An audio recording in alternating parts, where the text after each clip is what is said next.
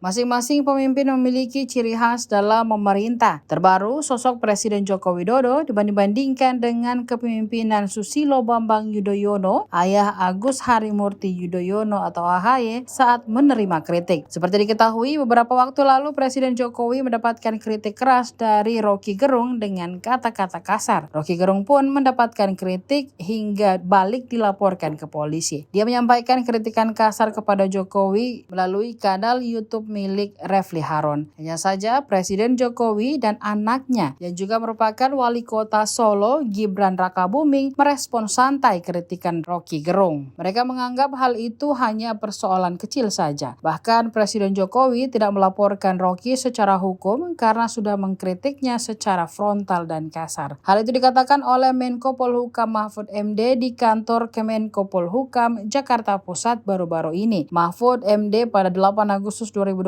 mengatakan hingga saat ini Presiden Joko Widodo belum berencana melaporkan aktivis Roky Gerung atas dugaan penghinaan kepala negara. Namun banyak pihak yang sudah melaporkan Roky Gerung. Untuk diketahui, Roky Gerung akan menjalani sidang perdana di Pengadilan Negeri Jakarta Selatan atas kasus dugaan menghina Presiden Joko Widodo pada 22 Agustus 2023 mendatang. Ia digugat atas perbuatan melawan hukum. Selanjutnya, Mahfud MD membandingkan sikap Jokowi dan Presiden ke-6 RI Susilo Bambang Yudhoyono atau SBY. Ia mengatakan SBY langsung melaporkan Zainal Ma'arif selaku Wakil Ketua DPR dan Egy Sujana yang mengkritiknya pada masa itu. Delik aduan SBY tersebut pun diproses. Pada 26 hingga 27 Juli 2007, Zainal Ma'arif dinilai menyebut Presiden Susilo Bambang Yudhoyono dengan mengklaim SBY pernah menikah sebelum masuk AKABRI tahun 1973. Klaim tersebut diinformasikan karena tak puas pada SBY yang menerbitkan Kepres nomor 60